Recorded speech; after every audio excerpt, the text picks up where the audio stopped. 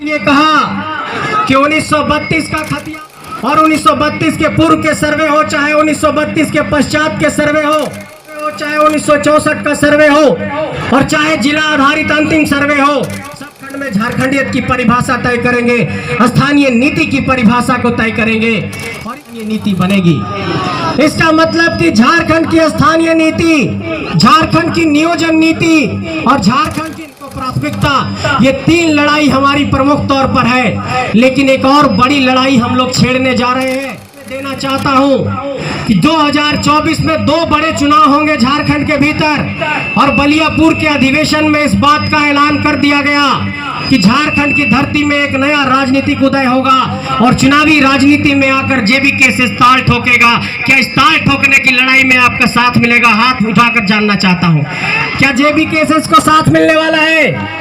साथ देंगे आप सब? इस लड़ाई में साथ मिलेगा, इस संघर्ष में साथ मिलेगा? मेरे साथियों, 2024 की लड़ाई एक बहुत बड़ी लड़ाई होने जा रही है। एक तरफ कोयला माफिया होंगे, एक तरफ लोहा माफिया होंगे, एक तरफ लुटेरे होंगे, एक तरफ IAS IPS की फौज होगी और एक तरफ ऊपर घाट जैसे किसान मजदूरों की फौज होगी, झारखंडियों की फौज होगी। ये लड़ाई होने जा रही है और इस लड़ाई को सबको मिलकर के जीतना होगा, नहीं तो ये झारखंड फिर से ऐसे लोगों के हाथों में चला जाएगा जो झारखंड को लगातार बर्बाद कर रहे हैं। और एक बहुत बड़ी बात आप लोगों को समझा देना चाहता हूं कि यहाँ पर अगर साइकिल से कोई हमारे गांव घर के लोग थोड़ा सा कोयला बेचते हैं तो उन पर केस मुकदमा कर दिया जाता है। लेकिन इन लोगों को, नौकरशाहों को, IAS IPS को, यहाँ के नेताओं को शर्म नहीं आता कि धनबाद की धरती से कोयला निकलता है, बनारस की धरती तक जाता है और रास्ते में जितने थाने पड़ते हैं उसके थाना के प्रभारी को, DSP को, SP को, DC को और जिला के खनन पदाधिकारी को पैसा पहुंचता है कि नहीं? खुलेआम ये बात कहना चाहता हूं। और इन लोगों को ये सबक सिखाना होगा और इन लोगों को ये बताना होगा कि अगर झारखंड में बालू निकलेगा तो उसका अधिकार झारखंडियों को मिलना चाहिए, अगर पत्थर निकल रहा है तो उसका लीज झारखंडियों को मिलना चाहिए, अगर कोई टेंडर निकल रहा है तो उसका अधिकार झारखंडियों को मिलना चाहिए, अगर कोयले का ही व्यापार है तो उसमें झारखंडियों का अधिकार मिलना चाहिए, अगर अवैध का ही कारोबार है तो उसमें झारखंडियों का अधिकार मिलना चाहिए। और ये बात हम लोग सब भी हमेशा कहते रहे हैं कि लोकसभा ना विधानसभा, सबसे बड़ा ग्राम सभा, तो ग्राम सभा की भी ताकत को समझना होगा और गांव में सरकार की ताकत को लेकर के आना होगा। और जब तक गांव के भीतर सरकार की शक्ति नहीं आएगी, जब तक गांव के भीतर सत्ता नहीं आएगी, तब तक ये झारखंडियों का कल्याण नहीं हो सकता है। आप एक ट्रैक्टर में छोटा सा बालू बेचने जाते हैं तो आपको CO पकड़ लेता है, थानेदार पकड़ लेता है, लेकिन यहाँ हजारों करोड़ की कोयला की तस्करी होती है, वहां पर हजारों करोड़ लोग टेबल के नीचे पहुंचा देते हैं तो उसमें उन लोगों को कुछ नहीं होता है। और ये जो जितने तस्कर हैं, जो जितने माफिया हैं, ये झारखंड के माटी के लोग नहीं है, ये दूसरे राज्यों से आकर के हमारे राज्य को लूट रहे हैं। इसलिए आपको ये समझना होगा कि आपके लोग ना शासन व्यवस्था में हैं, आपके लोग ना कानून व्यवस्था में हैं, आपके लोग ना जज हैं, आपके लोग ना अफसर हैं, आपके लोग जो भी नेता मंत्री बने वो भी लूटखंड के भागीदार बन गए। ऐसे में आपके समक्ष एक ही रास्ता बचता है कि अपने माटी से नेता बनाओ, अपने माटी से ऐसा नेता बनाओ जिसे कान खींच कर कह सको कि ये काम करो, नहीं तो तुम्हें भी बेदखल कर देंगे। ऐसा नेता आपको अपने माटी से बनाना होगा। और ये बात आप लोगों के जहन में अंत में डाल देना चाहता हूं कि ये झारखंड की लड़ाई पूरे देश के लोग देख रहे हैं, लेकिन ये झारखंडियों का दुर्भाग्य है कि हमारे आंदोलन को राष्ट्रीय मीडिया नहीं दिखाता है, क्योंकि वो राष्ट्रीय मीडिया में जो लोग बैठे हुए हैं और यहाँ पर जो कोयला के माफिया बैठे हुए हैं, उन दोनों में भी सांठगांठ चलता रहता है। इसलिए अगर बिहार में रेल रोकते हैं तो राष्ट्रीय स्तर पर चर्चा होती है, मणिपुर में कुछ होता है तो राष्ट्रीय स्तर पर चर्चा होती है, बंगाल में कुछ होता है तो राष्ट्रीय स्तर पर चर्चा होती है, लेकिन झारखंड में लाखों लाखों का जनसैलाब उमड़ता है, यहाँ पर आम आवाम आकर के आंदोलन करती है, लेकिन हमारे आंदोलन को राष्ट्रीय मीडिया नहीं दिखाता, क्योंकि राष्ट्रीय मीडिया ये जानता है कि जिस दिन इस आंदोलन को राष्ट्रीय स्तर का आंदोलन बना देंगे, जिस दिन इस आंदोलन को राष्ट्रीय मीडिया में दिखा देंगे, यहाँ पर कोयला माफियाओं की चूल्हे हिलने लगेगी और इसी डर से झारखंड के इस आंदोलन को राष्ट्रीय आंदोलन नहीं बनने दिया जा रहा है। इसका मतलब कि हमारे लोग ना मीडिया में है, ना शासन व्यवस्था में है,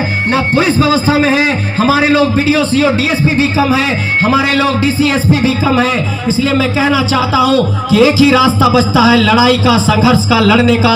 और अगर इस लड़ाई के जज्बे को हम लोग अगर कायम नहीं रखते हैं, अगर लड़ना छोड़ देते हैं, तो इस झारखंड के भीतर ये लड़ाई पूरी तरीके से कमजोर पड़ जाएगी। और तमाम लोगों पर एफआईआर किया गया। टाइगर जयराम महतो जी पर लगातार एफआईआर किए गए, मोती जी पर लगातार एफआईआर किया गया, हमारे ऊपर लगातार एफआईआर किया गया, तमाम साथियों पर लगातार एफआईआर किया गया। लेकिन हम लोगों ने ये कह दिया है कि ये हौसले की लड़ाई है, जज्बे की लड़ाई है, ये संघर्ष के बुनियाद पर ये लड़ाई लड़ रहे हैं। और पुलिस के एफआईआर से, 144 के धारा लगाने से, 353 की धारा लगाने से, केस मुकदमा करने से ये आंदोलन नहीं रुकेगा, ये आंदोलन आगे बढ़ता रहेगा। ये हम लोगों ने चुनौती पेश कर दिया है। और अगर तमाम थाना के यहाँ पर पदाधिकारी होंगे, थाना के पदाधिकारी, आप लोगों को ये संदेश देना चाहता हूँ कि अगर आज आप पुलिस बने हैं, दारोगा बने हैं, और अगर झारखंडी माटी से हैं, तो आने वाले भविष्य में आपके बेटा को भी अगर दारोगा बनाने के सपना है, अपने बेटा को दारोगा बनाना चाहते हैं, तो अंदर अंदर से इस लड़ाई को साथ देना होगा। और तमाम प्रशासन के लोगों को मीडिया के माध्यम से ये संदेश देना चाहता हूँ कि जितने झारखंडी माटी के अफसर हैं, पुलिस है, पदाधिकारी हैं, सब इस आंदोलन को समर्थन दीजिए।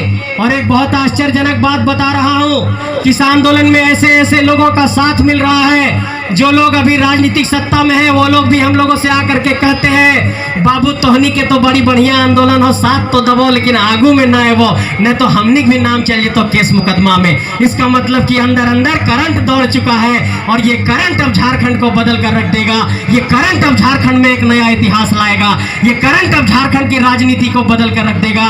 और तमाम नेताओं को ये संदेश देना चाहता हूं और ये चुनौती पेश करना चाहता हूं कि आप लोग भी कोई सभा करिए, हम लोग भी कोई सभा करते हैं, और झारखंडी माटी के लोगों को आह्वान करते हैं कि आइए झारखंड की माटी को बचाने की एक लड़ाई लड़ते हैं। देखते हैं कौन लोग सामने आता है।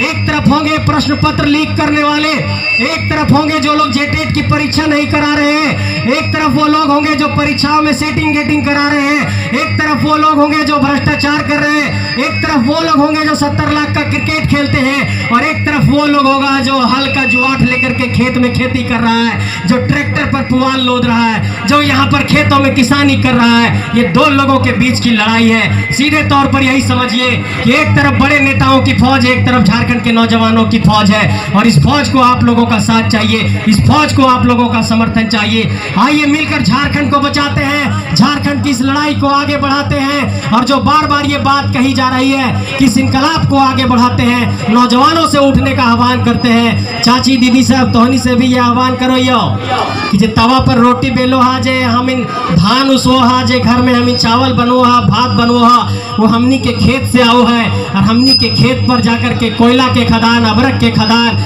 लोहा के खदान, ये सब लगा दल जाए।